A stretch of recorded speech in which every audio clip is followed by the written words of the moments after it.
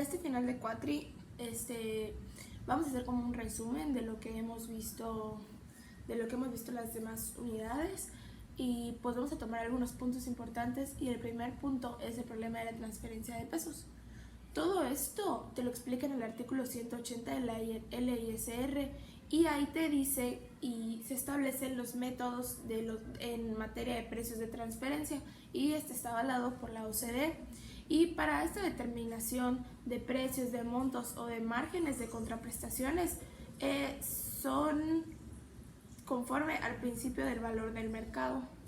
En la fracción 2 de este mismo artículo señala que mediante métodos estadísticos se debe obtener un rango de mercado para determinar si el precio, el monto o el margen de utilidad del contribuyente se encuentra dentro de este. Y si es así, la intercompañía se considera pactada entre las partes. El siguiente tema del que vamos a hablar es el enfoque de Estados Unidos, Canadá y otros países que son miembros de la OCDE acerca de las restricciones de la transferencia de pesos. La OCDE es la Organización para la Cooperación y el Desarrollo Económico, y su origen fue en 1948, y la documentación sobre los precios de transferencia permite a los contribuyentes demostrar que cumplen las normas sobre precios de transferencia. El informe de la acción 13 sobre la BEPS tiene tres objetivos principales de las obligaciones documentales en materia de los precios de transferencia.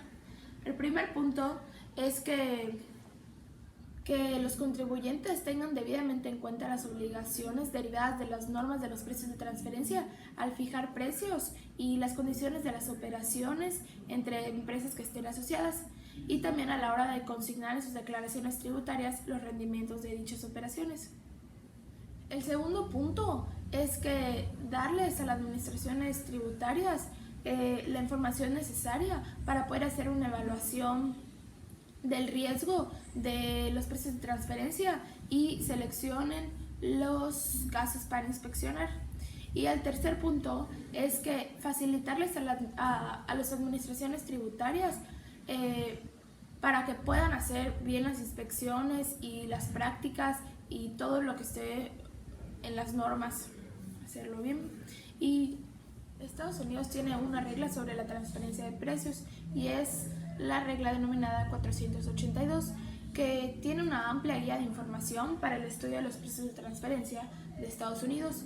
Y entre algunas de sus peculiaridades se puede mencionar la mejor regla del método, que es la falta de provisiones con operaciones efectuadas con paraísos fiscales y la presentación anticipada de transacciones arm's length en la declaración anual.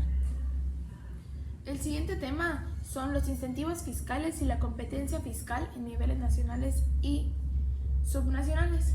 Como sabemos, el objetivo principal del sistema tributario es recaudar los recursos necesarios para que el Estado sea mejor y provea servicios y bienes públicos, y los impuestos corporativos se utilizan como instrumentos de política para lograrlo. La razón para ello es que un aumento de la inversión pues tiene efectos positivos sobre el crecimiento económico y la adopción de nuevas tecnologías, ya sea esto nacional, o sea en todo México, o por estados o por municipios. Cada sistema tributario pues es diferente y tiene diferentes precios. El siguiente punto es los efectos de la doble tributación y del acreditamiento. En una persona física, el cálculo del límite de acreditamiento directo del ISR pagada en el extranjero se debe efectuar por cada país o por cada territorio, con objeto de evitar el impuesto que se acredite provenga de un país en el que la tasa de impuestos aplicable sea menor a la tasa aplicable en México. Las deducciones de acuerdo al capítulo que corresponden al ingreso. El límite de acreditamiento, de acuerdo con el capítulo 11 de la declaración anual, en los casos que el impuesto a cargo del contribuyente sea menor que el impuesto acreditable, ya que el impuesto retenido o efectivamente pagado solo podrá recuperarse vía devolución o compensación. En las personas morales cambia un poquito, ya que el monto del ISR que es acreditable para personas morales residentes de México no puede exceder la cantidad que resulte de aplicar la tasa del 30% de la utilidad fiscal respecto a los ingresos percibidos en el ejercicio proveniente de fuentes de riquezas que sean del extranjero. Igual los impuestos pagados por el residente en México generalmente son vía retención. Y el cálculo del límite de acreditamiento deberá efectuarse por cada país o territorio. El punto número 6 son las características de los beneficios empresariales conforme a los convenios impositivos.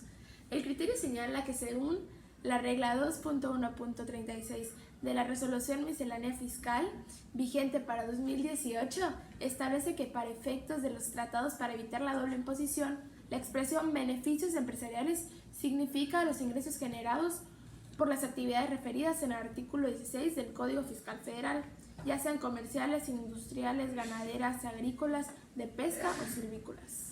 El SAT concluye que para fines de los tratados para evitar la doble imposición celebrados por México, la regla 2.1.36 de la Resolución Miscelánea Fiscal define todo lo que debe entenderse por los beneficios empresariales. El tema número 7 es el establecimiento permanente y sus consecuencias.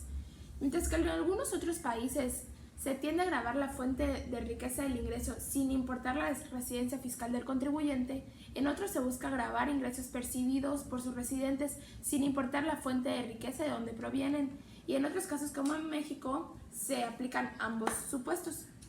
Es así como puede presentarse la doble tributación, pues si un contribuyente reside de un país en el cual se grava la totalidad de los ingresos, cualquiera puede ser su fuente de riqueza. El tema número 8, y ya por último, son los acuerdos internacionales y los esfuerzos para la coordinación fiscal y cooperación entre las autoridades fiscales competentes en las jurisdicciones respectivas.